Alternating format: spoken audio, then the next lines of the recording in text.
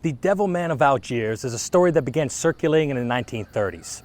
I've found several testimonies from people who claim to have been harassed by a mystical being, and they all have one thing that stands out. He never killed anybody, just caused a bit of mischief and fright. One story in particular, the Devil Man appeared to a couple driving home late at night. When they denied him a lift, he appeared to them again further down the road. The double-horned beast appeared a couple more times just along that drive until the fifth time. He rode along the couple's car on a brown horse for a while until the car overtook the horse and just vanishes into the darkness. Another tale was published in the Times Picayune and caused a bit more frenzy. The article says a local woman was dancing with a man at a West Bank dance hall when she suddenly noticed that a horn was protruding from his forehead. She freaks out and calls the police, who then arrest the guy. Under what charges, I'm not sure. But according to the story, when the jailer turned and walked out of the jail, the Devil Man was out of his cell and standing right in front of the officer. The police officer drew his gun and fired from point-blank range, but the bullets apparently bounced off the mysterious horned man, who just bends over, picks them up, threw them back at the police officer, and ran off into the night. After this story was published, a slew of phone calls to police came in, all saying that the Devil Man was up to no good. He was known to frequent the bars on the West Bank and in many instances neglect to pay his tab.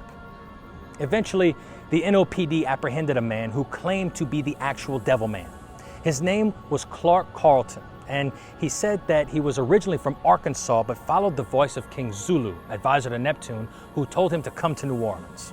Needless to say, the devilish troublemaker would continue making trouble on the West Bank a few more times while Clark was still locked up. George Harrell, a hotel owner, had a different story on the Devil Man's origins. Harrell says that Clark walked into his hotel asking for food, so Harrell provided Clark with a sandwich and an opportunity to rest. At this point, Clark stood outside of Harrell's inn when some school children appeared and started teasing him for his odd looks. They taunted him to such a degree that he became angry and threatened that if they didn't leave him alone, he would send the devil on him. The children responded to this by starting to chant, "Devil Man, Devil Man," which drew a crowd to the scene and prompted Carlton to run away in fear. Almost a month later, New Orleans Mayor Robert Maestri showed up to survey a work site at which the city was helping to elevate the Lakeview Presbyterian Church at Katina and Polk Avenue. The arrangement was that the church would handle everything except the labor. That would be provided by the city in the form of prison laborers. When Maestri got there, he found himself face to face with the Devil Man himself, who was in the prison work gang assigned to help raise the church. He says, "I am no longer Carlton Clark, I am Carlton Carl," says to the mayor. "The King of Mars has decreed it, and it's a better name for me." He then adds that he would like it and very much appreciate it if the mayor would release him from his incarceration.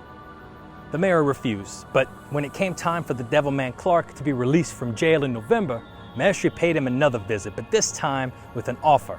In an attempt to stop local hysteria surrounding a Devil Man from getting out, Maestri reaches into his pocket and gave him $3 before outfitting him with a new suit and basically telling Clark to get out of town. Apparently it worked, because shortly after this, the Devil Man stories stopped and just disappeared from all local headlines until now. For more history, horror, folklore, and culture, be sure to subscribe to our YouTube channel and find us on TikTok. I'm Kyle Crosby, and this is Louisiana Dread.